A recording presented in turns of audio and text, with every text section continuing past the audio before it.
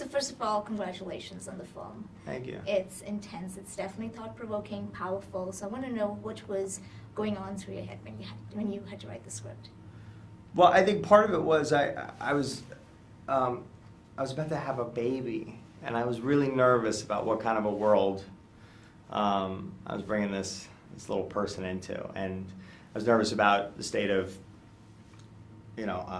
America and where we were headed, and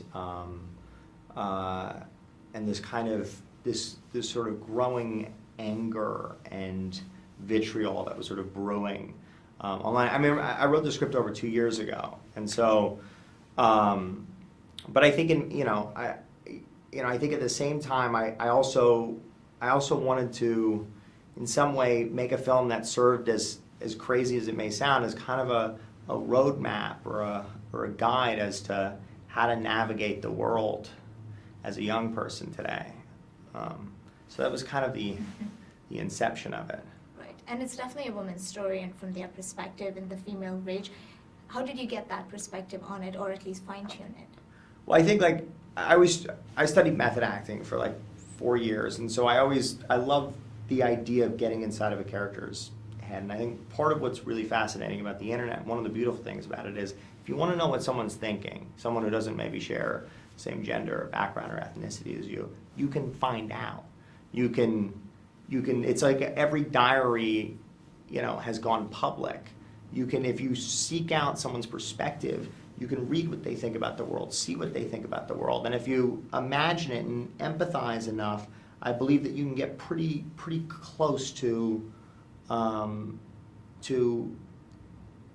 how they're feeling. And I think the other part of that process is taking. I can only get so far in a script. I can maybe bring it to a certain point, but then I rely on my cast to tell me their own experience, share with me what they feel, what lines feel like, BS to them or whatnot, and then I do a rewrite based solely on those conversations, because I think it brings the actors closer to their characters, and it also gives it more kind of emotional honesty at the end of the day. What kind of conversation did you have with Odessa and Suki as well about their experience on social media? What kind of input did they give you? Well, it's interesting. I mean, I think Odessa is coming from Australia and also sort of a small town, didn't really have as much of a social media footprint. So our conversations were slightly different than, say, Suki and Hari. I think with Suki and Hari specifically, it's, and also, and Abra too, because just coming up in the music world, this idea that you're putting out a projection of yourself. And in many ways, it's not the full you that you're sharing. But when people meet you and people want to have a conversation with you, they're basing everything based off of that projection. So what happens when those two things collide? And I think those were a lot of the conversations we had, just specifically about social media, and all that. And what I found interesting is the way you described the film. You said, imagine if the comment section came alive and tried to kill everyone you know and love. Right. Yeah. Is that the way you would describe this film, or even in general, though? Yeah, I mean, I think so. I mean, that's the structure of it. It's the design of it. Sometimes, I'll read reviews of things and stuff, and I think to myself, like,